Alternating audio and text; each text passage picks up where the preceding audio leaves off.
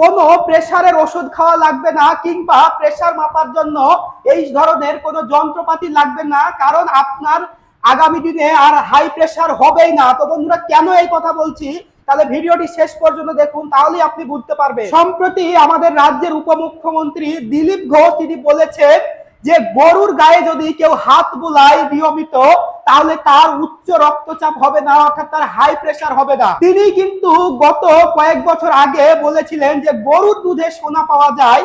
সেই ব্যক্তি আবারও বলছেন যে গরুর গায়ে যদি কেউ হাত বুলায় নিয়মিত প্রতিদিন, তাহলে তার নাকি উচ্চ রক্তচাপ হবে না, তার হাই প্রেসার হবে না।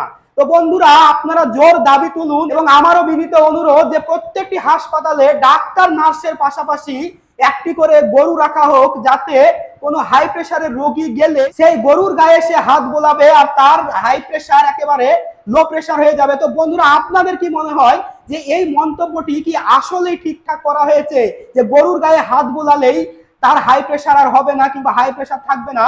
তো আপনার মূল্যবান মন্তব্যটি অবশ্যই কমেন্টে লিখে জানাবেন। আর ভিডিওটি বেশি বেশি করে শেয়ার করে দিয়ে সাধারণ মানুষকে জানিয়ে দেন যে এই ধরনের কথাবার্তাগুলো কতটা যৌক্তিক এবং কতটা ঠিক। আর এইরকমই আরো ইনফরমেটিভ ভিডিও পেতে অবশ্যই আমাকে ফলো করে রাখবেন।